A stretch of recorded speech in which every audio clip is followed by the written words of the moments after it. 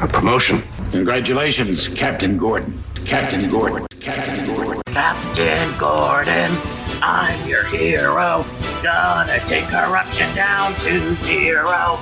We're the GCPD. You can join us too. Cause stopping corruption is the thing to do. Having a license is not okay. So point your gun at Mario and blow him away. The power is yours. Look who finally got what he always wanted. That's my pal! Homeless cop! Hello, and you are listening to the Gotham Chronicle podcast, powered by the BatmanUniverse.net. Check out the Batman Universe for this and many other great Batman podcasts. I'm Josh, and joining me is... This is Donovan. This is Jan. And this week's episode of Gotham is called Stop Hitting Yourself. And alternative title would be Stop Giving Yourself a Wedgie, which is actually something that happens this episode because Penguin is the worst person to have as your big brother in the Big Brother, Big Sisters program because...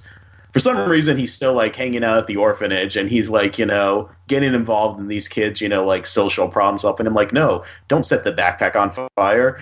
Cause social anarchy. Cause everyone to, like, you know, turn against each other, which makes him realize, wait a second. If this little mute kid who I'm training to stab people for no reason doesn't have any friends, then that means that I don't have any friends. But Sophia says she's my friend.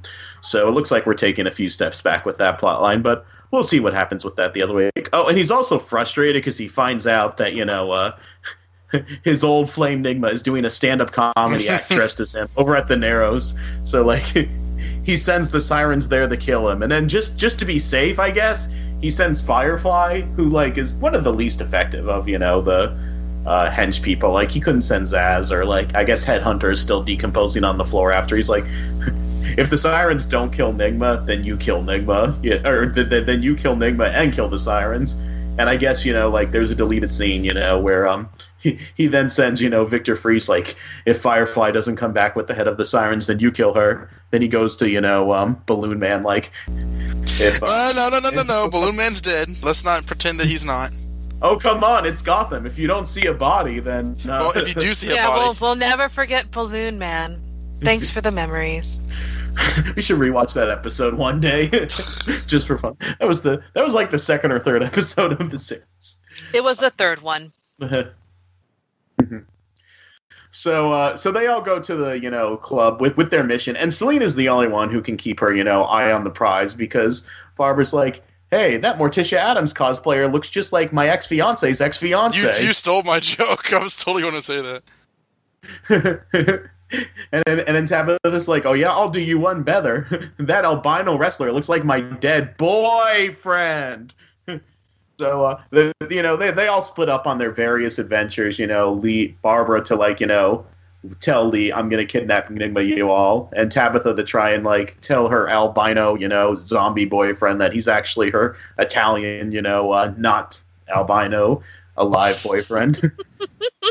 Is Gilzine an Italian name? I don't know. I don't know what he's supposed to be. I'm just because like everyone like Maroni and Falcone were all like Italian. And Mooney. Yeah, we got her real name once. It was like Mercedes something. Oh, yeah, yeah.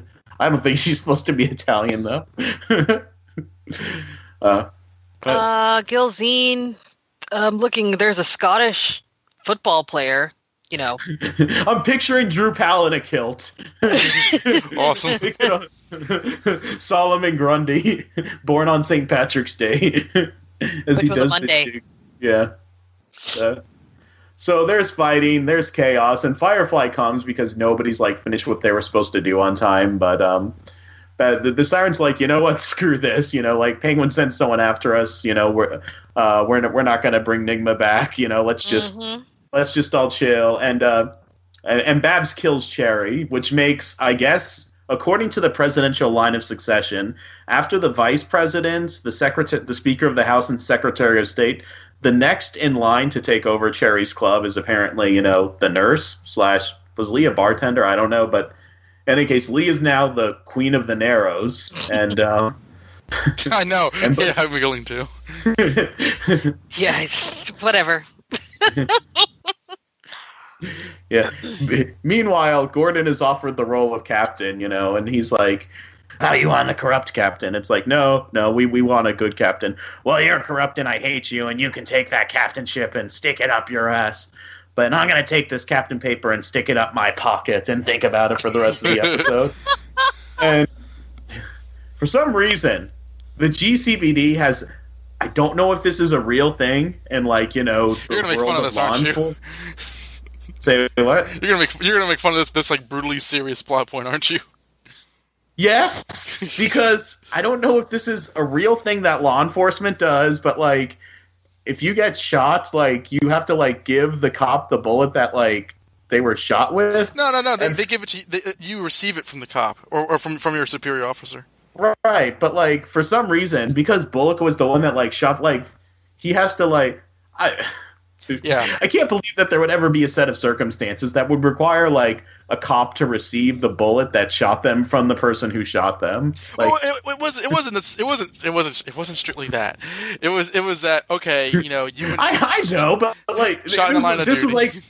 This was some official ceremony, like the end of Star Wars episode. Unofficial ceremony. Yeah. It was kind of like a show of solidarity. Yeah.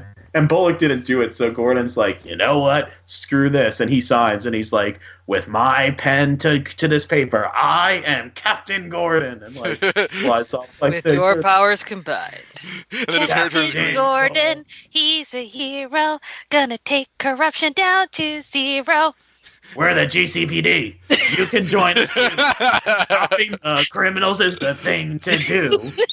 License and crime is not the way. So point your gun at Mario and blow him away. And with that, we found out our song for this week. It took us like less than 10 minutes. So there's tension between Gordon and Bullock, and then he goes to Sophia, and she's like, "I got you this role of captain. Now come on in for some homeless sex." And he looks at the mansion. He looks at the dirty alleys that he usually sleeps in. Looks at the mansion. He's like, "I'm sorry, but no homeless sex for me tonight. Are you sure?" "Yes, this is over." And he walks away all stoically, having turned down the homeless sex. And that was Gotham for this week. So, what an episode! What an episode indeed. Can't believe he turned down that homeless sex. Yeah, so homeless. Keep on saying it; it'll be a real thing. What do you mean become? I can't even picture it. Are you picturing him having sex with somebody on the street? Because I'm pretty sure he's done that at some point. Most likely. Talking about that Gordon plotline first, one thing that I am kind of they call them shower thoughts, because they're basically thoughts that you have later on after watching the show while you're taking a shower or something. And one shower thought that I had is wait a second. Last week we did that whole Pax Penguina thing where nobody's honoring the licenses anymore. And aside from the mayor saying people believe in you now, I would have liked to have seen more of a fallout from that, because that's Pax Penguina crumbling, and all Penguin can really care about is being in the Big Brother Big Sisters program, or the fact that someone's doing an impression of him in the Narrows. If we remember the first episode this season, he basically bullied this commissioner doing it. He would just do it or I'll eat you or something. But it was pretty much because it was the commissioner that Gordon was talking to at the beginning of the show, right? That was the guy. Yeah. No, it was the mayor. Yeah, I wasn't sure if that was the mayor or the commissioner. Okay. I remember the mayor and isn't the commissioner a black guy now that I remember it? If the mayor, because it was the mayor we saw at the start of the season, the new mayor, not Mayor James. Let me go to Food Song Critic and see who was in the cast list for this episode. See, because they'll either say mayor, someone, or commissioner. Commissioner, mayor. Well, now we're really skewed. Mayor, commissioner. Mayor Burke. So this was the mayor. Okay. Aha. Well, right. it seems as though that by the end of the episode, nobody was on Pax Penguina's side, and I feel that the way that Penguin pulled it off was power in numbers rather than any sort of he didn't have a nuclear bomb or anything like that. So I see what you're saying. It's a good thought to have, but I think that like because it was an about face, we're not doing this anymore. Then because Penguin like starts off this episode pissed off, which granted he always is. Yes. But like he was kind of saying, oh, is there more bad news? So like you got the sense that like he just kind of took it on the chin and like didn't really care to keep it going. The guy from the Street Demons showed up and was all like, "I have this license and it doesn't mean anything." Oh, I thought he showed up because he was mad about the fact Sirens. that like the Sirens, and to which I thought like didn't Barbara kill them all when she like did that Uber Eats delivery? What's that guy from the No, Demons? those are all the Street Demons weren't there. Remember, they called for backup too. There's more than just the people that were there. Oh yeah. Okay. And he was he's billed as the leader. And it's possible that like one or two of them survived because I've watched that scene a few times and like you hear like kind of like breathing in the background as they're being shot. You've watched it a few times? Oh yeah, I put that on Facebook with the caption like Barbara Keene is the worst Uber Eats delivery driver, #homeless cop. I keep on waiting for one of my like. And what did Jason Ritter say? I don't remember.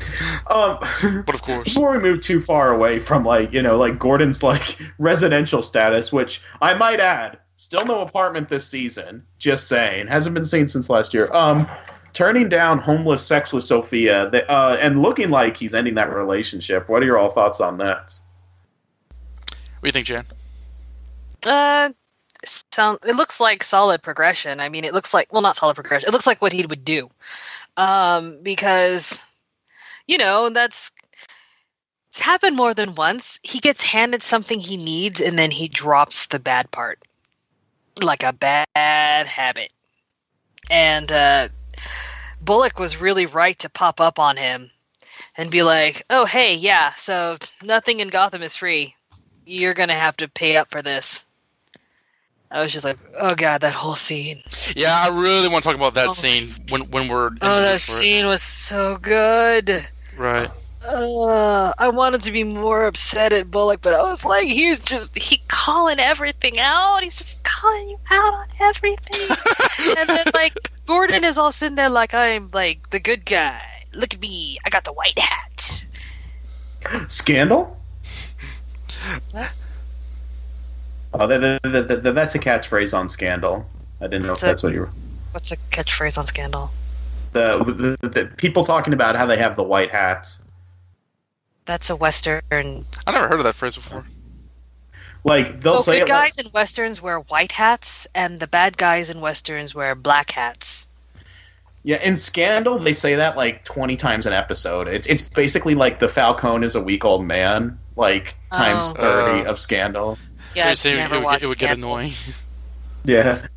But yeah, no, he's riding around like he's a sheriff in the white hat, like in the Wild West.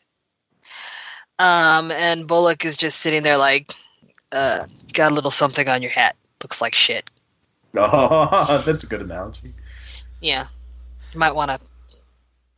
I want to talk about that scene in a bit. But, the Sophia thing, I was kind of confused because she's bragging about, oh, I got you this captaincy. Bullock had to go. What exactly did she have to do with any of that? I guess she talked to the mayor because the name Falcone is like a big deal. Yeah, she said that she did that. She talked to the mayor. She made like explained to him how she's Falcone, and she just threw her weight around basically by her name. So that's weird to me because everything that the mayor told Gordon why Bullock shouldn't have been captain was 1,000% true, and like I didn't think it had anything to do with like political influence or suggestions or whatever. It's like yeah, Bullock really. I mean, he really should not be captain anymore. He led several men to their deaths, and he fell in with a crime boss. At no point was I thinking something's wrong here. This must be Sophia Falcone's doing. It's like yeah, that's right. I took that completely on face value. Like, really? Go on. Here's the one thing that I know about like politicians, especially in this universe, is they do whatever benefits them. Pushing Gordon to be captain looks really good.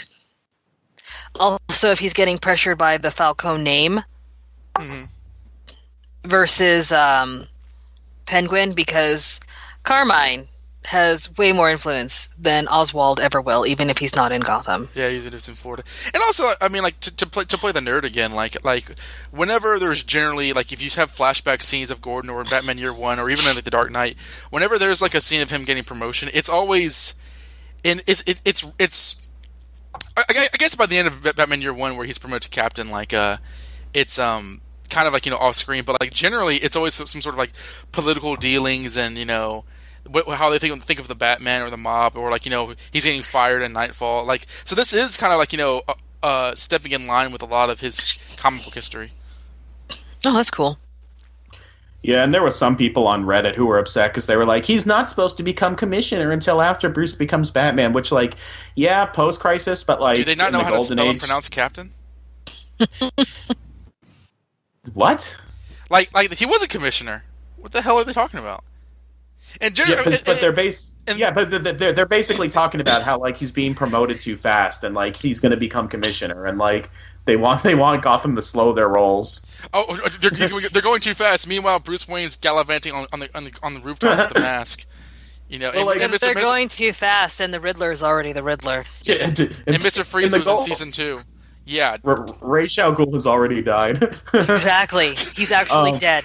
Eat a dick, Reddit.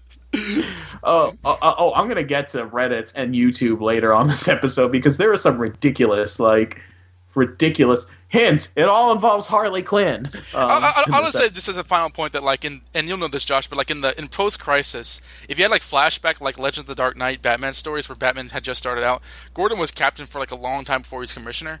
I think he was even captain in Robin Year One. So like it's not as though that like he was commissioner before Batman showed up. He was sometimes in pre-crisis and in the Tim Burton movies. That's true. That's a good point. But there are also times where it's opposite. He also looked absolutely ridiculous in the Tim Burton movies. Like I didn't even know he was in the Tim Burton movies until way later. He is a minor character in those films. Then I started watching them again, and then I was like, "Oh, it's that bumbly old dude." The guy who like thanks for saving the day, Batman. Yeah, his legacy in that like 4 like movie series is like saying thanks for saving the day, Batman, and Batman Returns. Like, and also showing up at Batman Forever in his pajamas. I saw the signal. What's going on? Yeah, like is he sleeping in his office? Did he because he does have a wife in that continuity, because like she's in the first movie, and she looks like Barbara Keene if she were like a million years older. It's Aaron Richards, who I guess would have been like Aaron Richards would have been like 4 when that movie came out. Aaron Richards in an old lady suit. she wanted to sneak into Bruce Wayne's party, so she wore like stilts and like a big overcoat. I'm Commissioner Gordon's wife. This is getting very weird. It is. Can we talk about the Bullock and Gordon shipping in this episode? Yeah, I like the tension between them. How we are continuing from unfortunately it's getting progressively worse, and I'm sure that they'll be okay by the end of the season. Cut to when Gordon freezes Bullock the Enigma plot line, but and then opens the Glacier Lounge on the docks. He was a bartender at one point. Remember? No, I call it the homeless hub. It's got everything but a bed. I would not see that coming. I want to say that this has been I don't want to be too quick with my summation of the season, but I do think that the Gordon and Bullock stuff is the best it's been since season 1, and honestly, this is one of those times where I'm like, those scenes between Ben McKenzie and Donald Logue were better than this show deserved, and were quite frankly Gotham Central level quality, because when Gordon I was all for Gordon becoming captain, but he was acting kind of dickish where he was like, give me a pen, and did it right in front of Bullock. But when Bullock didn't blow up and started screeching at him. He was like, nothing in Gotham is free, and everything has a price. He had smoldering anger. It was very, very damn good. And I like the scene between Gordon and Bullock he didn't show up to that cop thing because he felt ashamed for shooting them. So he goes back to his office and gets drunk. That's a very Harvey Bullock thing to do. And he sees a cop that's paralyzed because of her getting shot last episode. Like, it was good. It was really good stuff. And like, every time they cut back to like, Solomon Grundy and Riddler and like, Morticia Adams hijinks, I was forgetting that these are the same shows because they were so. It was like adults were in the room, kind of. Yeah, it was some heavy shit. I feel like they did need to cut back every once in a while just to like even out the tone of the show. I mean, they didn't really have to, but Gotham. I wouldn't say it was necessarily even, but it was like it was balancing like the super crazy stuff with like some really deep stuff. Yeah, conflicting stuff. Because again, like if you take honestly, I wasn't thinking of like the Mafia or Sophia at all when this stuff was happening. I just thought okay, it's time for promotion. It's time for Gordon to not be a lieutenant anymore. Like, and it felt like there was a degree of believability in those scenes. Yeah, but like I said, they would have let Bullock continue because he was going to toe that line if this big blunder didn't happen. They didn't. They already knew that he wasn't a good captain. And they the already mayor knew also made a comment that he saw which way the wind was blowing. Mm-hmm. That like people were like going behind Gordon. Bullock or Gordon? Yeah, that makes sense. People were going behind Gordon. They were like, starting to follow him. So okay. So he's like, well, I might as well go along with this, Yeah, and Sophia said the same thing. He sees the way the wind's blowing. It's like, okay. It's also a little odd because Sophia is like, she's doing her penguin thing, but when she's talking to Jim, she sounds way more sinister. And it's kind of, I'm trying to keep track of this. Really? Because she doesn't need to sound sinister in front of Penguin. She just needs to sound sincere. Well, yeah, but like they don't really show her like doing this sort of the way that I don't know if it's the way Crystal Reed acts it or the way that the episodes are directed, but they don't show her twirling her mustache. But with Gordon, it's very much like mwahaha as she's like sipping whiskey in front of a fireplace, Lex Luthor Smallville style. Like it's very much on the nose villainy. Whereas with Penguin, it is more subtle. Even though that she's playing him, it is more subtly done. So it's I don't know why I even said that, but like, it's kind of an. I don't even see any mustache twirling. She's just saying, "This is what you wanted, and this is what I'm giving you." Well, she's also not revealing everything to him because, like, whenever he's like, "Okay, what are you up to?" She's like, "You'll see." Like, and she's not making him privy to like each because it's step none of his her plan. business. Well, it probably is his business. In fairness, it's his promotion, and like she did say, like when she was coming from Florida, okay, we're gonna work together, and by work together, I mean I'm gonna tell you jack shit about what we're gonna do, and you're gonna throw me, a pity lay every once in a while because you killed my brother. Sounds like a good plan to me. He's like, oh, I'll get the shout. I mean, if that's all she wants, go, girl. Is that what he's shouting in her face whenever they're together? It took me. Oh my gosh! I'm sorry. I didn't realize. Get off of me! I didn't realize until a day after I saw this episode that like Gordon actually, aside from like accepting the captain position, he doesn't do anything this episode. The action is all like, in the Narrows with the Sirens. He doesn't scream GCPD or point a gun in someone's face or like solve a Sylvester and Tweety mystery. Excuse you. First of all, he attempted to support his friend.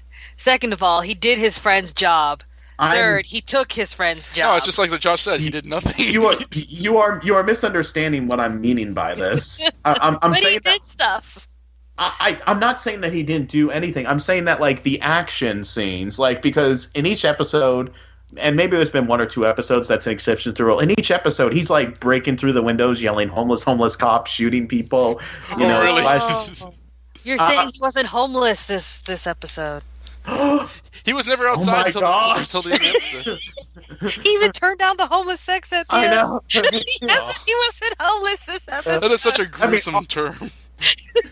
But what I'm basically saying is, like, he wasn't like the action protagonist like this episode. Like his plot line was basically, like a more low-key plot line, a more emotional driven story as opposed to an action driven story, which is rare for the Gordon plotline, because the Gordon plotline, even when it's emotionally driven, there's always like action or like, or something like that. And Bruce is the one that gets like the emotional story. Is it my mistake, or did the promo from the last episode show him and Marina having screen time together?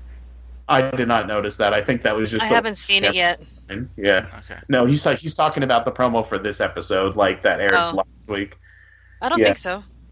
Yeah, no, it's because I watch that promo a lot, like frame by frame, looking for stuff, and I didn't notice them together.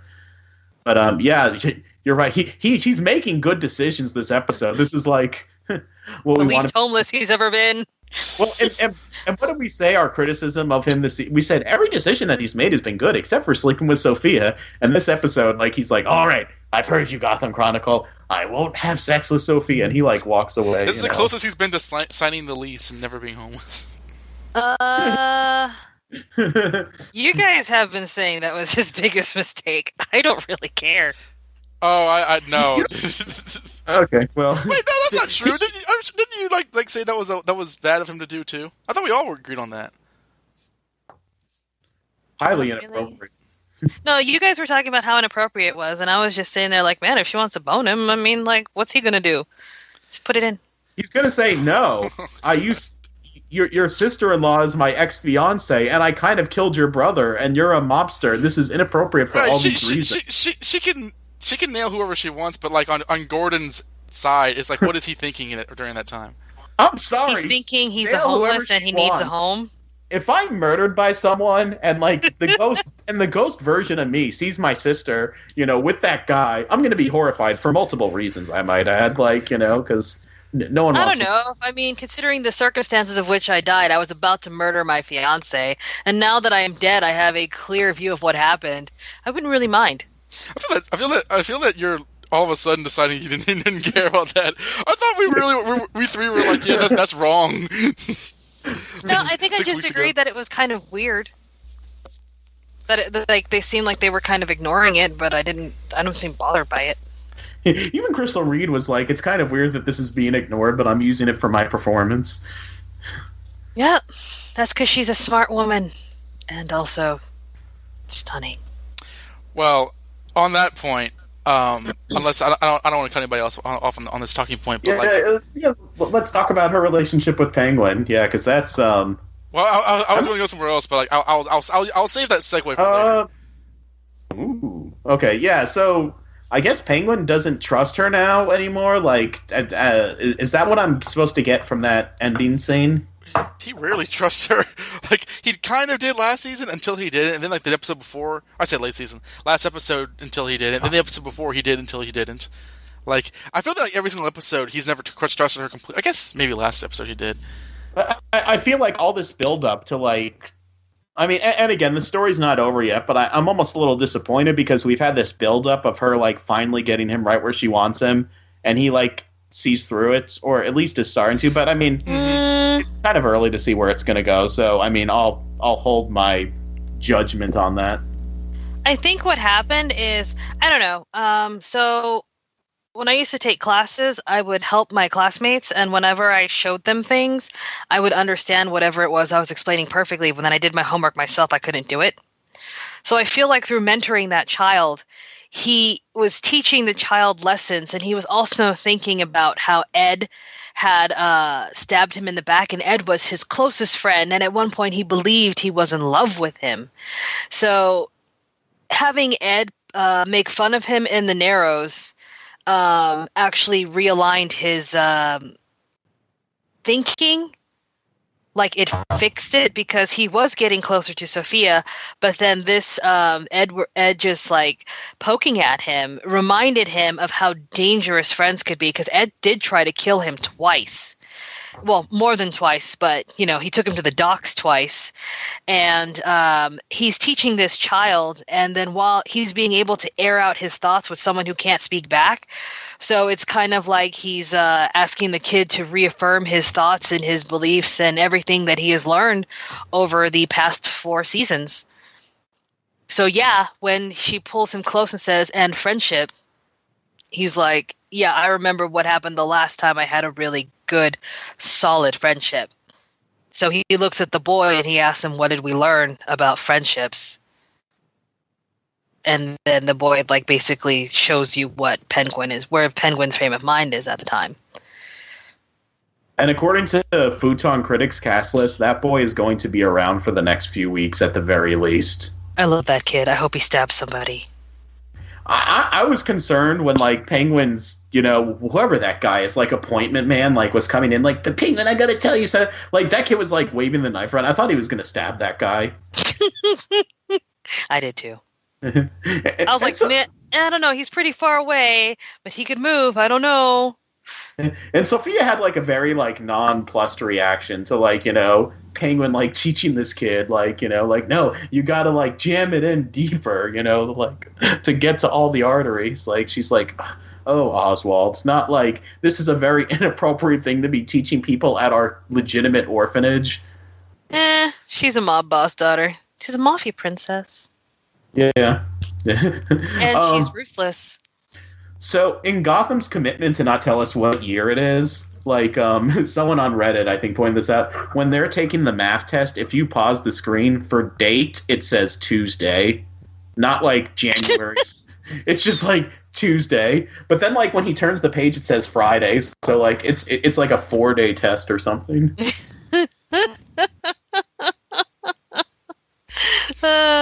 Lord. Apparently, the school is a TARDIS. Mm-hmm. Yeah. I like the kid. It was cute, and I love him just, like, looking around, giving himself, like, the wedgie, and then, like, laying down, like, crying. I'm like, ha. Now, we don't have to blame Penguin too much for, like, making this kid psycho, because he was already going to torch a friggin' backpack before, like, Penguin came along, so... I think Penguin's just focusing his psychosis as opposed to, like, enhancing it. Well, that was Sophia's suggestion. That child is his chickens. Ah, the chickens! Yes! Now you know the meaning of the chickens. Somebody on Facebook, like, it might have been Jason Ritter, he said, guys, the chickens, What do the chickens mean? Yeah, because you brought this up. You said, you guys spent a whole, like, few weeks talking about the chickens, and, like... We keep on joking that, like, the producers are listening to this show. I swear, like, it's... I'm still willing to say that these are all coincidences, but gosh darn, if, like, a few weeks later, whatever we're talking about isn't, like, immediately addressed. So it's like, oh, yeah, that chickens thing that Carmine did, 3 years ago. Here's an explanation for it, a long one. Jan is, like, noticing all the nuances that I'm missing. Like, oh, yeah, that kid is the chickens, and oh, yeah, like... Penguin's reacting this way because of this way. I was just, like, watching the show and reacting to stuff and having, like, random shower thoughts. Jan is, like, bringing in, like, the, like, all the subtle nuances. Yeah, exactly. She does that.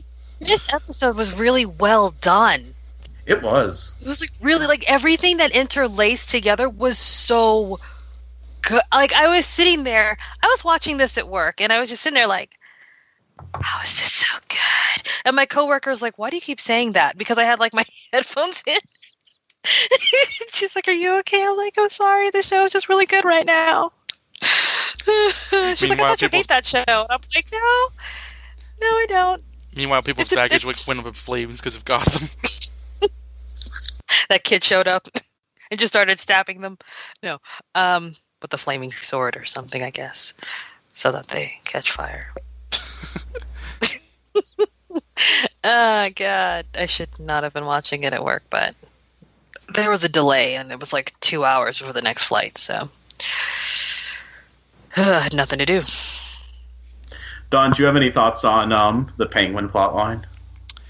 I like Robin Lord Taylor. I continue to like him this season because I feel that, like, I really liked him in the first half of, like, the first season. I thought that he was like, I mean, he was a breakout character. And after Penguin's Umbrella, he really fell into caricature, where it's basically, like, wash, rinse, repeat of, like, him kind of just jutting around and, like, getting upset. And this season, I feel that, like, we're seeing more even though he's always pissed off, we're seeing more dimensions to his Penguin that are, if I squint, I can find a classic Penguin in there, but also he's not as, like, 0 to 10 so quickly. He is kind of like he is showing more avenues of his emotions, and it was interesting seeing him interact with this kid. I don't really, yes, I don't really love, it's more. I gotta say that's more with the narrow stuff, but I just don't. I really don't like this implication that like all these people are just these automatic psychos or whatever. The kid's like, like, okay, I'm gonna burn this backpack now. It's like, well, what kid? What do you want to do? He's like, I want everybody to be dead. It's like I just find that really annoying because it's like, these are just more cliches. But to be fair, kids do think a lot simpler. Well, to me, it's like, I mean, I feel that like that's because you also don't think that way. Well, I'm also not a child, but like I feel that. Let me tell you, when I was little, I drew some really messed up stuff, and I wished a lot of people very gruesome deaths. So. Well, I feel that like I remember in the second episode, was it the second episode or the first episode, where like Bruce was drawing a lot of crazy stuff because his parents were dead. You see, and, like, that was the second episode. Kids do. Gordon that. was like, get therapy, and he's like, I promised his parents I never would. Kids would. I remember.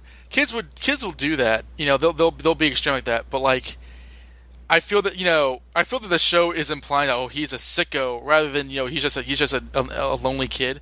And because Penguin's, he's like what do you I'll show you how to get revenge, and the kid has this like evil look on his face. It's always like Damian Wayne. It's just like, okay, we gotta In fairness, this kid is in fairness, this kid is in an orphanage and is being bullied daily. Yeah, and constantly. And because he's in the orphanage at his age, you can conclude one of two things. Number one, he's been an orphan like his whole life, which means that like, he's really messed up in the head, or he recently became an orphan, which means that something messed up happened to his parents and he survived it. So or his parents just dropped him off and yeah. And left. I don't know if that's legal. Parents you can do that though. You can abandon a child. I mean, people do it all the time. There'll be consequences, but like, people do it. I mean, none of that. If this was a Ben episode, that would be where I would put the "and now a word from us kids" like sound clip. Yeah, we haven't had Rach for a while, so. Yeah. What with him dying? Unless, someone thought, what if Raish is in that little boy's body on like Reddit? Like, okay. Is that place does that have a gas leak on the website? Like every episode, there's this gigantically stupid idea. What if Bruce was Green Lantern the entire time? It's like, don't say in fairness. Don't say in fairness. No. In fairness, it's a big place. Like. And really crazy people are kind of loud over, like, probably all the sane rational ones, but... I'm going over there right now and finding the shittiest they can possibly muster. The bottomless stupidity of imagination. Because this is ridiculous. Didn't I post, like, before we started the podcast, someone on Reddit was like, what's Jerome and Bruce's shipper name? And then they said, I'm not shipping them, I'm just curious. Like come on. Somebody ships them. Yeah. It's like someone will ship, like, Bruce and the guy he messed up last episode. Someone's gonna do it. Someone's gonna be writing that fic. Another thing about that kid too, when he's telling like that one girl about the math test, he's like, psst, psst. So he's like using, he has vocal cords that are working for whatever psychological reason. He can't talk, so whatever's messed him up that like either has made him an orphan his whole life, which will make you bitter if nobody will adopt your whole life, or made him an orphan recently. He also has a psychological issue where he can't talk. I don't think it's a medical or physical issue because he was able to like say psst, psst, unless that was just the Gotham writers not knowing. And to be honest, like I don't care. I don't need like a you can be like deaf mute, but still be able. He can't talk well, so he decided to draw. But he can still make sounds. You can do that. He was making sounds with his voice, though. That wasn't like a whistle. He was like you could hear his voice. I didn't hear him making any sounds with his voice. He just wrote stuff. Oh, he did because he said, psst, psst, but you can still do that. But Being I a don't deaf know. I heard his voice though. It wasn't just like the air leaving his. I mean, this is like the chickens or something. It's like it's it doesn't need to be a Or long it could drawn just out be a discussion. child actor not doing it right. I don't know. Well, exactly. And the other thing too is I don't need the explanation for like why he can't talk. Or it would be funny if he just like opens up his mouth and he sounds like James Earl Jones, like one day like nothing is as it seems, Penguin, or like. Remember who you are, Penguin. he looks in the clouds and he sees like a cloud version of that kid after like Sophia or someone like has killed him, like episodes like With like big hair looking like you Mufasa. must return to Pride Rock and reclaim the throne from Nigma. Wow. There's our Disney reference for the night. Yeah, I know, and it wasn't Aladdin. Who would have thought? So one topic on this is, what if Commissioner Loeb's daughter Miriam is actually Magpie? Because they both like pretty things. Why are we talking about this when we were supposed to be talking about the show, Don? Well, because the Reddit's supposed to be talking about the show, and they're getting on these cockamamie theories. Commissioner Loeb's daughter, who hasn't been seen in 3 years, like. Don, put down the Reddit. Put it down. No. Don't make me spray your face. Oh, there's some funny Reddit stuff that I'll say it now. So, did you know that this episode had Harley Quinn? Because I sure didn't. Gosh, but according I did not. So someone on Reddit says, did you notice when Babs handed that bat to Tabitha? I don't buy the whole theory that either one of them is going to become Harley Quinn, but that bat was too big of a coincidence. And then there's a YouTube channel. Oh, let me see what this guy's name was. His name is Team_Real, and I don't want to make fun of him too much because it actually looks like he's like you've already begun. He actually looks like, but like, okay, so one of his videos is Lee becomes Harley Quinn, and it's the scene where Lee like says drinks are on the house, and I'm like, that's not her becoming Harley Quinn.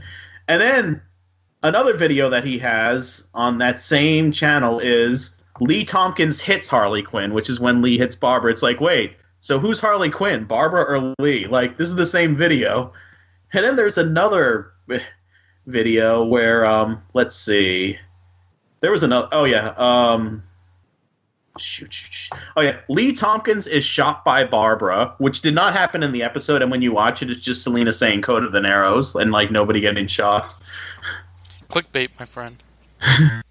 But it's like, so who's Harley Quinn? The Bat, Lee, Barbara, or nobody? Yeah, it's clickbait. He just wants the revenue from the clicks. I don't even think he has advertisers. I think he just, well, okay, maybe it's not the revenue, maybe it's just internet fame. But Jen, you're you're less tainted by Batman, I feel, than we are, because we're all always caught up in these stupid details. Can you? What do you mean tainted by Batman? The character's ruined my life. But do you? He's my favorite. How would you explain Harley Quinn's popularity? Because Josh and I feel that are kind of coming into this, from a different angle. Because like when we talked to Bruce Timm at Comic-Con, he said he was like shocked at how insanely popular she's become, and we were talking to ourselves like yeah, she is like the number one DC character right now. Like how do you observe that to have happened in the last few years? Why are we talking about Harley Quinn? She's not even in the show. No, but I want to know. She is. I want to know why people are so desperate for her to appear with every character. I don't know. I don't want it. Well, I mean, I like her, and for me, honestly, growing up in the 80s, it was always like the way it rolled in most movies, action movies or male-oriented movies, is you'd have the hero. And the hero would go after the bad guy.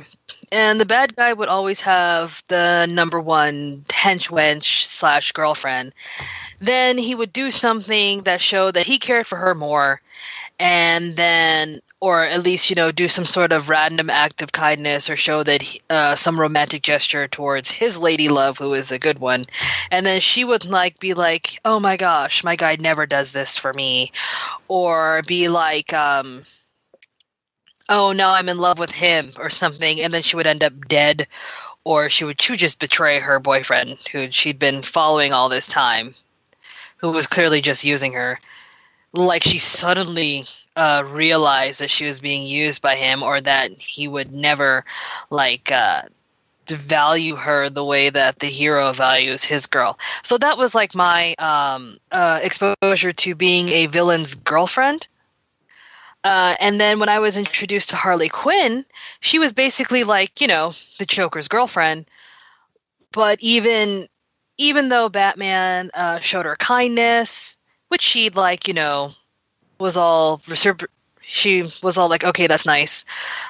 She was still loyal to the Joker. There was sometimes there was, of course, the delusion that the Joker valued her in the way that she valued him. But there were other times of clarity, and she was super smart and all that stuff, and it was just her decision to stay with him, and she didn't switch sides because of a man. She stayed true to herself and what she wanted, and that was to be with the Joker. And to me, that's why I liked her. Even though the relationship was completely toxic. I agree on every level, but she didn't switch over to suddenly being in love with Batman. She continued to be a villainess. What? No, the thought. He was shuddering. No, she continued to be a villainess, and she eventually came to terms with her own identity. After they switched over to the New 52. And, he helped her. Everyone's like, oh, he manipulated her into being whatever. But even after that, it was still her decision. It wasn't a whole oh, hey, I have to be with the Joker because he said all this stuff. It was her decision to do all the things. That's how I saw it. And I just thought she was great because she was fun, and she wasn't half naked, and she was wicked smart. She was ridiculously cute. Yeah. And she could actually the Joker treated her like crap at times, but she actually put him in his place more than once. When did that happen? The end of Joker's Favor. Or no, Joker's Millions. Because I've seen her I've seen him her call for him, and then he just straight up starts cringing into a ball oh no. I've seen that more than once. So I'm pretty sure that was during the animated series. Well, I mean, most of her memorable stuff is from the animated series, I think. Because that's kind of that's where she first appeared. I mean, I like Harley Quinn, but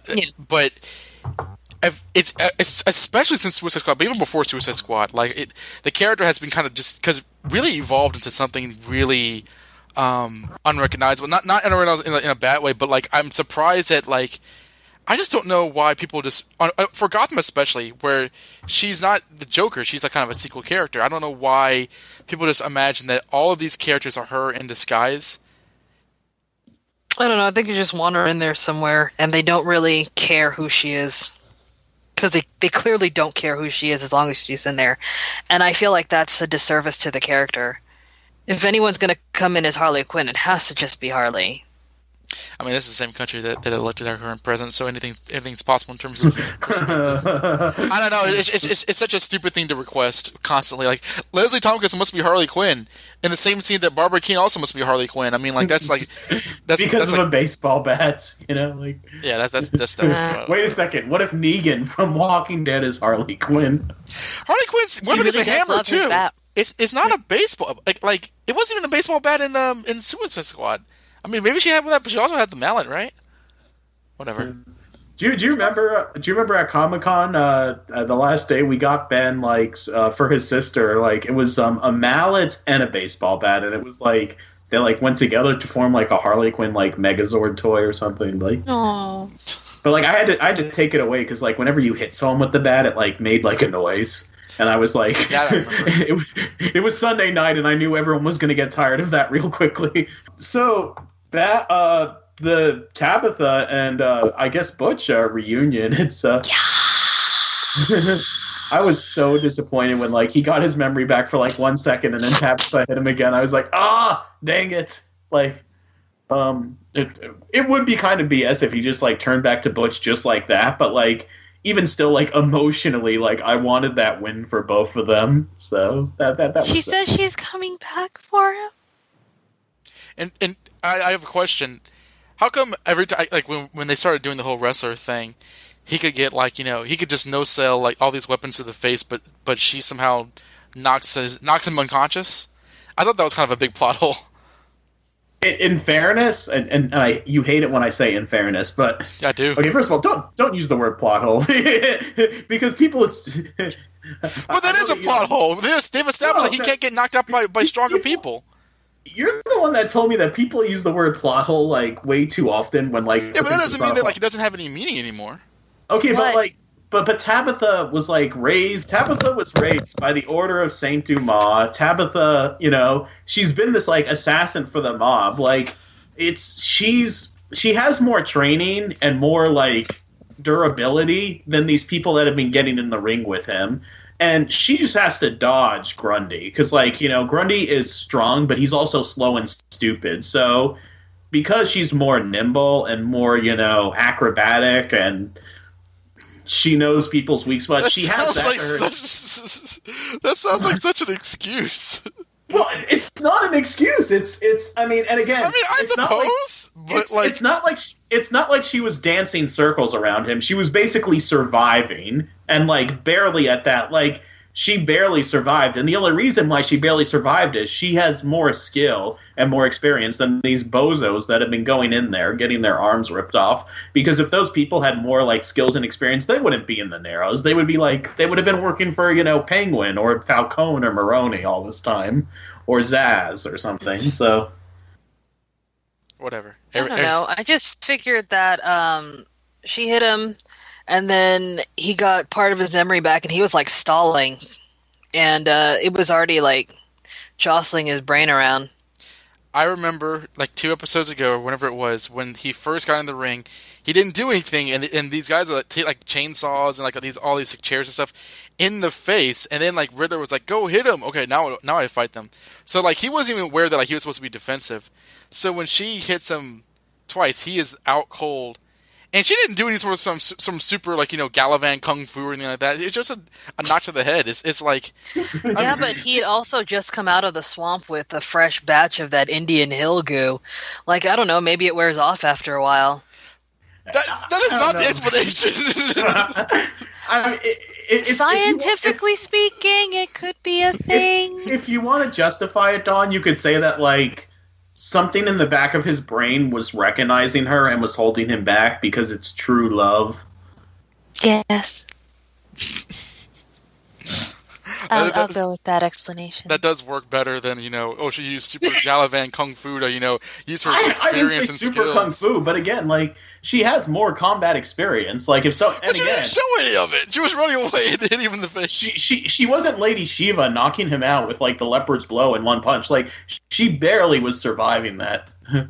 Which again, how does she manage to do that? But you know what? It's true love. That's the explanation. I do love Barbara's reaction when she's like, "Tabitha, I'm totally believing you, but take this bat, please." She's like, "I'll be fine. Butch loves me." Grundy kill. That was a thing that happened. What do we think of? I mean, maybe. You know what? Okay, I know that I'm the only one putting this up, but like I was surprised that they showed twice, just like people getting their arms ripped off and then getting beat with it. I wasn't sure how the episode was going to get its name, but there we were. Yeah, like right there at the beginning, I was staring at it like, wow, okay, that is a thing that happened. Yeah. And my thought was literally like Peter Griffin from Family Guy, like, oh, so that's how it got the name.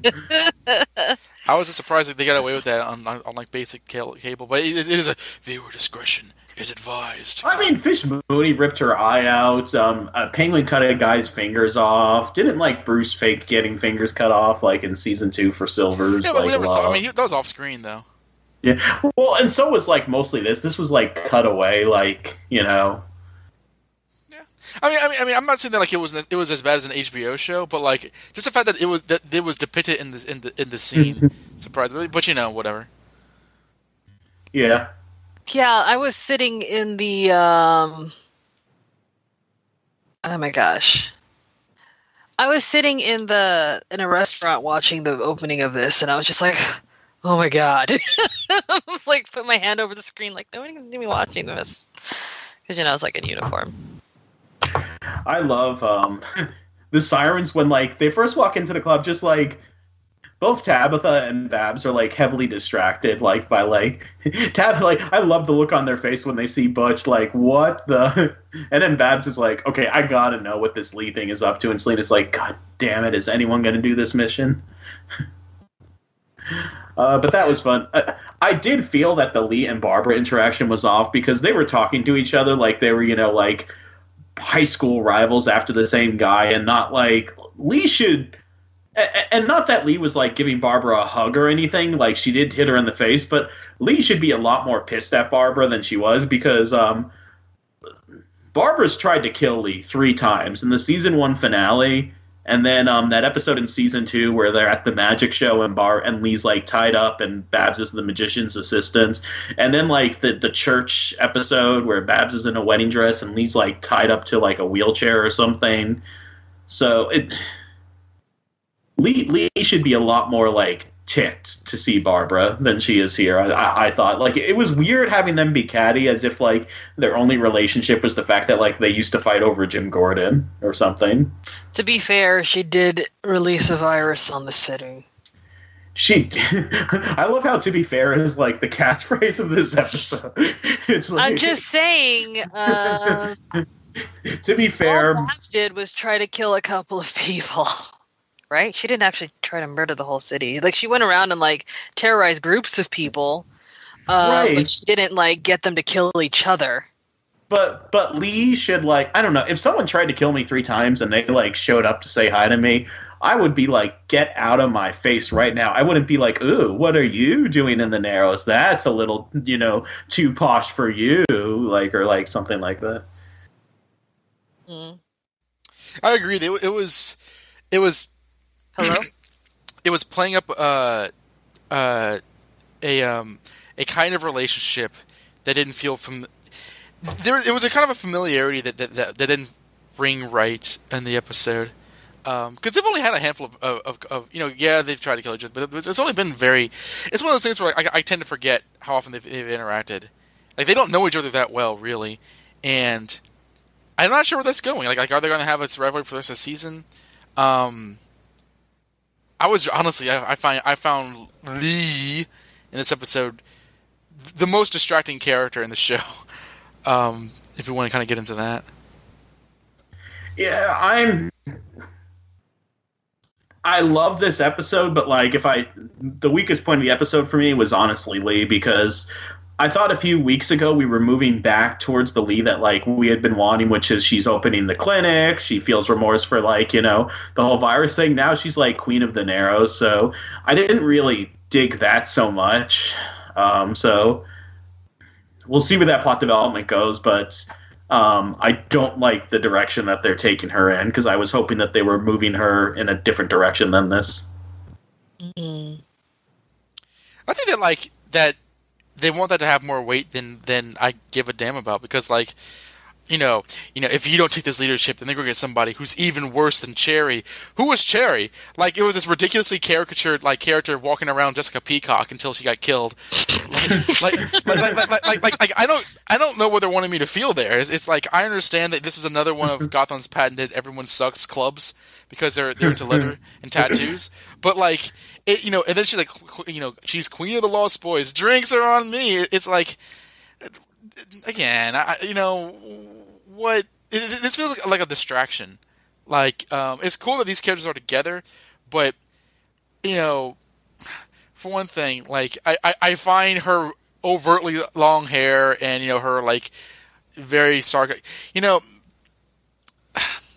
I will admit that I have it's impossible for me to separate these characters from how I see them in the comic books, but I gotta let this go because this is a separate creation for this show, so she can kind of show her cleavage and kind of just drink and kind of mope about all she wants. She can do that.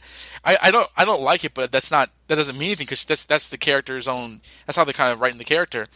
But it comes off as this sort of like major thing, and I'm like, why? Where is this going? Where is this going? Interesting. And I don't know. It's like Leslie Tompkins is leading the Narrows. What are they going to do? Whatever. I don't know. And the whole Cherry thing, it's like I couldn't really care much when she died because, like Don said, like who was she? Like, yeah. Like because all it was like the last few episodes. He's like, oh, we can't upset Cherry, or Cherry won't be happy about this, but whatever. It's Well, it's also one of those things where like the Narrows is like this like the poor. It's like the Bloodhaven of Gotham, except for not Bloodhaven. Like everybody's poor and destitute and crime ridden, but they're all dressed in this kind of like sleek designer goth costumes. And I don't know what her deal is, where she's just like dressed. She's dressed like a Final Fantasy villain with this kind of red stripe over her eyes. She's dressed like the girl from she's dressed like Kefka. Final Fantasy X too. The pink one. Yeah. Or Kefka from FF6, like she, and then like I mean, the Riddler was funny because like he's still doing that kind of like sparkly thing. I actually thought that the Riddler's impression of Penguin was funny, but I loved his impression of Penguin. It was so good. But I don't know. It's like I would have been interested to see more of Cherry if they went with anything more interesting. But like it's this whole telling and not showing thing that I'm being incredibly bitchy on this episode. I do apologize, listeners, as I do every year.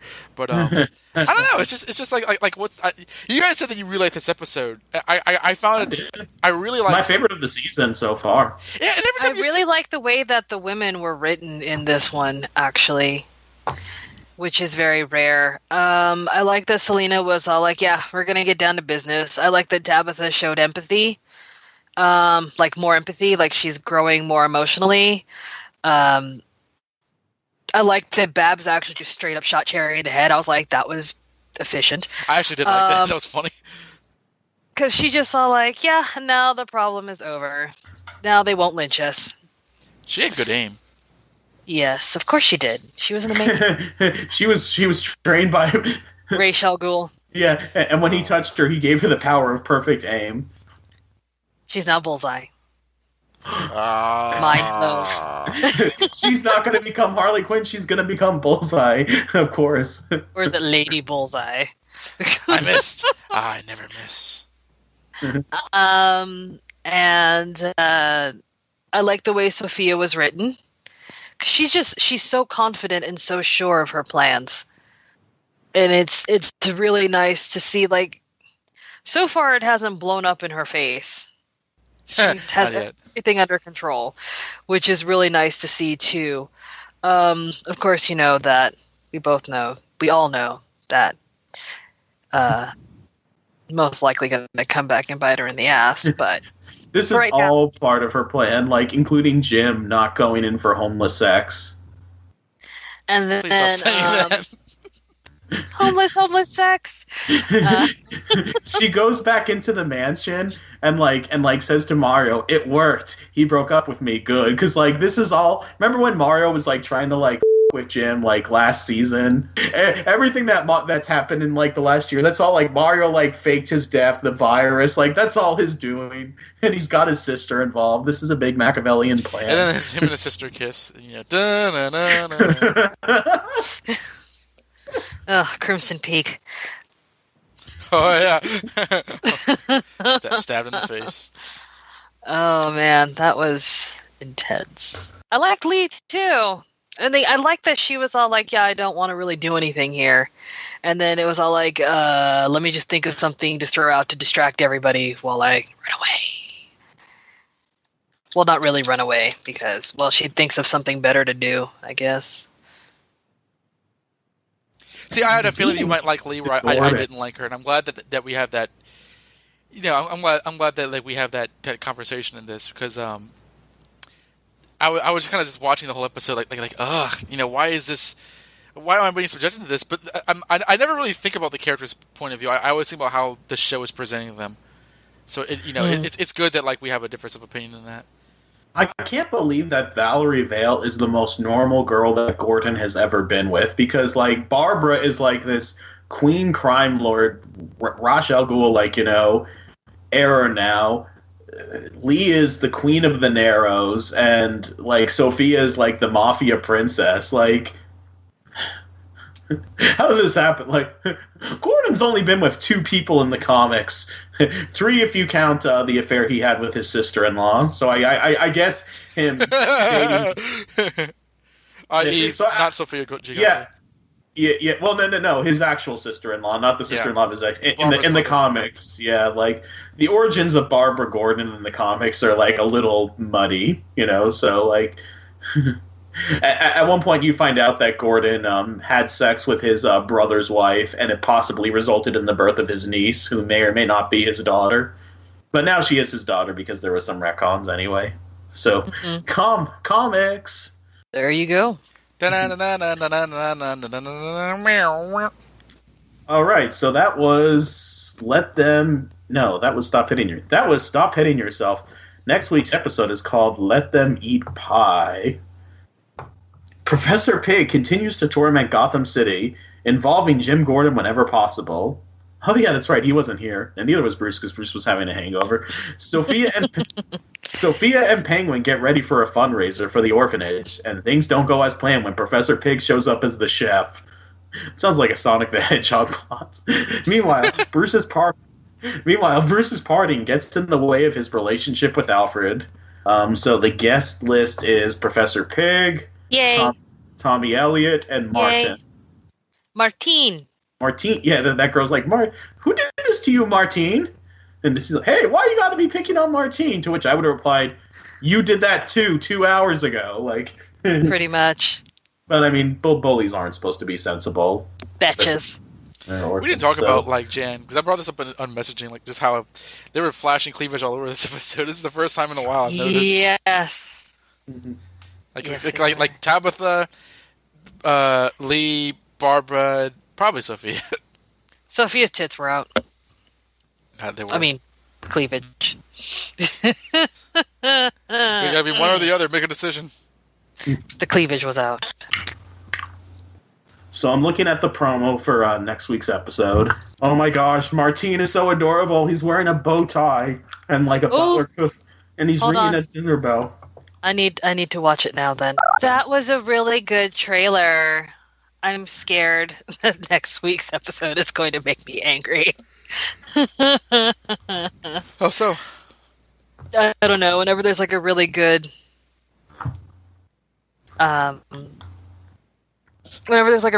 trailer,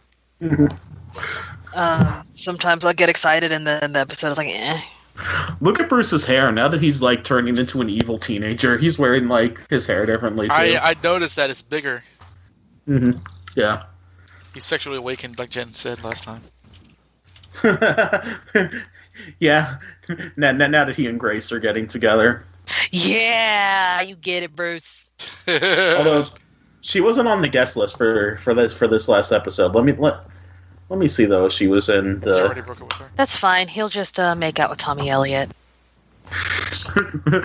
If Fox did that, can you imagine like the controversy just because like he's supposed to be Batman? Like, you can't do that.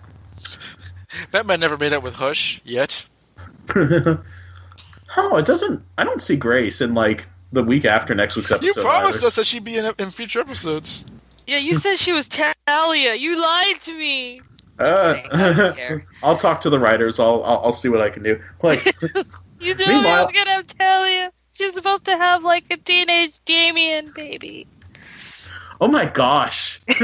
Teenage pregnancy on a Fox show. So before we go, let me find the YouTube link for this because Marina Baccarin and Ben McKenzie are up to something. Yes, we forgot about this last time.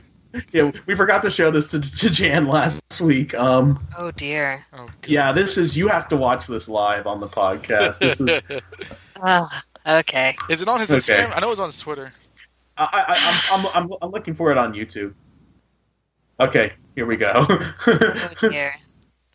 Watch now I'm not going to say anything at all the entire time. I'm just going to sit here in silence. Hi, I'm Ben McKenzie. I'm here with my wife, Marina Baccarin, and we want to invite you to do an escape room with us to benefit two causes that are near and dear to our hearts. We'll fly you and a friend out to New York City, put you up in a 4-star hotel, and then get locked up in a room together, no comments, and team up, solve puzzles to get out. It's going to be so much fun, and obviously, having played Jim Gordon for a few years now, I will take the lead in terms of strategy. The key to good detective work is having a keen eye for detail. Detail. Like the time you took the wrong bag at baggage claim? I was jet-lagged. We didn't check a bag. We got some really interesting stuff out of it. What about the time you didn't wear any pants? What? When?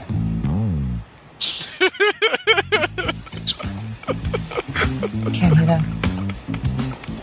So new plan. We will work together. Click the link or go to omaze.com/Gotham to enter. Took the subway. I love this shit. It's okay. Explains the looks. Let's go find you some pants. You know, it actually kind of feels nice, you know? Freeing.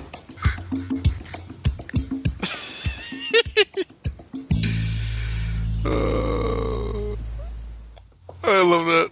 I love it so much. I don't know what I just watched. So Ben McKenzie and Marina Baccarin are doing. They read a No, I script. know what I just watched. I don't know what I just watched. I know. I'm explaining it. I'm explaining it for the. They read a script that we listeners. wrote for them, apparently. Yeah, like for the listeners, Ben McKenzie and Marina Baccarin are doing a contest with this group called Omaze for Charity, and you can win a chance to do an escape room with them. And they do this video to like promote it, where like they talk about it, and like Marina Baccarin's like throwing shade at Ben McKenzie the whole time, like you picked up a bag from baggage claim, and we didn't even check a bag. He's like, what can I say? We got some interesting stuff out of it. Basically, we stole some stuff. Not we gave it back afterwards. Like, no, we stole. And I get it, it's a script. Like, this didn't really happen to him. And then, it's like, he's like, but I'm Tim Gordon. I know details. You're not wearing any pants. And, like, the camera pulls out, and he's, like, in his boxers. And he's like, oh, that explains the look on the subway. And she, like, leads him away like he's a baby. And like, he doesn't come on, apologize. It's actually kind of freeing. let's go find you some pants. Like, what is this? Yeah. I don't. You just said that like every week we know that the Gotham writers aren't listening to our podcast, but every week they make us question it. This is the most like homeless cop the actor has ever acted. You know what though? I think the thing is, once you, I do this with comic books. Once you learn the characters, or at least the tone, and we've been listening to their you've been interviewing them a lot frequently as well, and we follow them on like their social media. Once you get to know like a certain amount of stuff, you can actually start to predict things and how things will go too. So I feel like it's kind of just a sinking in with them, because there is no way they can like, we need to reshoot this just to put this in this episode for the Gotham Chronicle podcast. I don't know if I agree with that, because like Gotham has been so unbelievably unpredictable and wacky. Like I don't think we've really predicted. I don't know. It's unpredictable considering Stella and your April Fool's episode.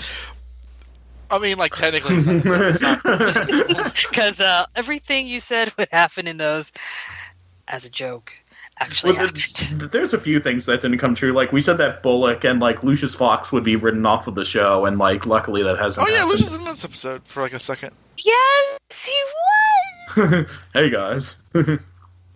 I would be happy to assist you. I was like, I need something to do, or they're gonna send me to Nicholas DeGasto's show. I don't want to go on there. The show that Gotham. Send me to Season 1 Island. oh, Right. with Claire Foley. Yeah. Wait, did she last in season 2? She was only lasted until the beginning of season 3. She was in like the first episode, like. She was probably in like maybe 3 episodes of season 2, but she was in the first episode of season 3 when she like digivolved to like Maggie Gihan. No, that was the end of season 2, wasn't it? No, that was the beginning of season 3. Oh no! Season Okay, 3. you're right. It was in the middle of season 3. No, wait. Hold on. It was one of the first few episodes because Fish was there, and Fish like was only in like the first 2 or 3 episodes. I remember, it was, right. Okay, thank you. Yeah, I mainlined them, so they all squished together. I remember the season 3 premiere well because it was before the presidential debate, and like I remember we had gone in knowing what was going to happen to her, and just saying like this is really dumb. Yeah. Look, there's like a monster that can age you, and that same monster killed Peabody. He like aged her into like a Raiders of the Lost Ark skeleton. Like, thanks a lot, Gotham. Like, I miss Peabody. How much we should do Strange? Huh? He misses Strange. Yeah, I miss them together. Because she was just that wonderful. Like she was the Pinky. Well, he was Pinky in The voice charge. of Peabody, She was are you brain, pondering but- what I'm pondering? I think so, Strange. But but aren't we already? You know, like I don't know. Like I was gonna She's say, like, but do you think it's a good idea? Not exactly, but we'll see what happens. Not exactly. I'm trying to get fired. Okay. Now that you mention it, this probably isn't, but I've already pulled the lever. Peabody, it occurs to me that if I press this button, I could flood the whole room, killing us and everyone in it. But I just think that's a good what do we have idea. to gain by it? I don't know. Let's just watch the magic happen. Like, pretty By much. far and I away, mean, the second half of season 2 is easily the most watchable. It is so much. It is so stupid. It's so much fun. I miss him so much. I miss him, and I miss Barnes. Especially after he got that random axe hand for like no reason. The executioner. Well, also like the episode where he got attacked by Azrael, he called Jim on his shit in a glorious way. That he was was Michael saying Chiklis' best everything the episode. homeless cop that we had been saying on the podcast, like to that point. That was another moment Yeah. so far. They're spying on us. They're also like self-aware. Some of them do. I never. Well, okay. I know we're about to end, but like seriously, I don't know how self-aware this show is. I mean, people say it's like a comedy noir or whatever, which is not a thing. But like, It's pretty self-aware. Look no further than the scene where Lee gives Jim the keys to her apartment, Yeah. and the running joke Why of people you have asking a if, home? I don't know. and the running joke of people asking like who killed Galavan, and someone saying which time, and like Yeah. I will give. Okay, I was wrong. Yeah, there is a definite level of self-awareness, but like, it's such a. It's not as flagrant as it should be. Well, it's not as frequent as it should be, I think. But you know, But every once in a while they'll point out something like, nobody stays dead anymore. Like they actually said that at the beginning of this season. And they're like, yeah, but who stays dead here anymore? check for After Indian Hill and Barbara coming back. Yeah, when they found out that Butch was alive, instead of saying, holy shit, like, Barbara was, like, quipping like she was James Bond, like, do you know what this means? Yeah, you owe me an apology for electrocuting me. Like, well, I'm gonna go talk to him. Ugh, I hope he doesn't have any hard feelings for the fact that I shot him in the head. Like, She did die and come back, and so... I do remember when Tabitha said, do you know what this means? I was waiting for a quip to happen, because when people say, do you know what this means, it's usually followed by a joke. Yeah, I gotta, validate my parking or whatever, I don't know. oh no, there's I not know a enough great Thai restaurant. Bullock, what are you doing here? You're supposed to be giving out. You're supposed to be giving out bullets to those cops that you shot. Oh, He's huddled with them like, gosh, Butch, no way. What are you doing here, Bullock? avoiding my duty. I was hoping that if I stuck close long enough, you would forget that I wasn't one of the sirens. With my Look, I bushy have beard. long hair, just like you. I have longer hair than you, Barbara. I could walk in step with you because, like, when the sirens walk, they like walk perfectly, like in step. Yeah, like, just in the Pussycats. like 1, 2, 1, 2, and then Bullock like unbuttons the first 3 buttons of his shirt. Like, see, I got cleavage too. Oh, that's the show. So until next time, this is Donovan. This is Josh. And this is Jan. And you've been listening to the Gotham Chronicle podcast. We'll see you in hell. Wind, water, go planet! By your powers combined, I am Captain Planet! Captain Planet, he's our hero. Gonna take pollution down to 0. He's our powers magnified, and he's fighting on the planet side. Captain Planet, he's our hero. Gonna take pollution down to 0. Gonna help him put asunder bad guys who like to loot and plunder. You'll pay for this, Captain Planet. We're the Planeteers. You can be one too. Cause saving our planet is the thing to do. Looting and polluting is not the way. Hear what Captain Planet has to say. The power is yours! Solomon Grundy and Tabitha never dated, despite what everyone in the episode was saying. I'm not even going to give a word to that. Oh no! You have to stand trial for your actions. No, I don't. Screw you. I'm not saying a word. We spent half an hour. Like, no, you two spent half an hour bullying me, where I just said, I don't know, guys. It's not been very well established, and you were like, ha Yeah, it ha is ha. now, though. we're going in to do like a 10-minute like sequence because the recording wasn't working, so we did like a 10-minute like pickup session on like, you know, the siren scene, and you're like, yeah, but the Tabitha and Butch really date, and we spent like an hour talking about it. So like Talking about their feelings for each other. yeah. And you're like, yeah, but he called her baby, and that's what mob people do all the time. Yeah, but then they had sex. Yeah, but that's what mob people do all the time. Yeah, but then sex. But then she got her They hand did have cut off. sex. That was never shown on this show? It was They didn't James- need to show it on the show. They didn't show Babs and Tabitha having sex either, but that was clear. It was James Bond sex where like But they didn't kissed show and, like, they didn't the show camera pulled Babs up. having sex with Galavan, but that was clear. They didn't show Babs having sex with Raish. They didn't just make out on the bed or on I don't the table. remember. I'm not getting into this. This is going to be another like flushing toilet of conversation. Let's just roll. All right. Let me measure my face. I keep on waiting for like one of my non like Batman universe or like non Gotham friends to say, why are you always using that hashtag homeless cop? Like my people on my friends list are way too accepting of like of that. I think they just believe that you support homeless cops now, Yeah. and they're not going sort to of- judge you for supporting homeless law enforcement. Oh man. They think it's some sort of like a drive. Like, oh, let's donate to the cause for homeless cops. Like, So they can have a home. one of the kids who I like tutor, he like said to me like, I thought that cops were like had enough money to have their own apartment. What do you think of this show? Well, the rent in Gotham is like ridiculous.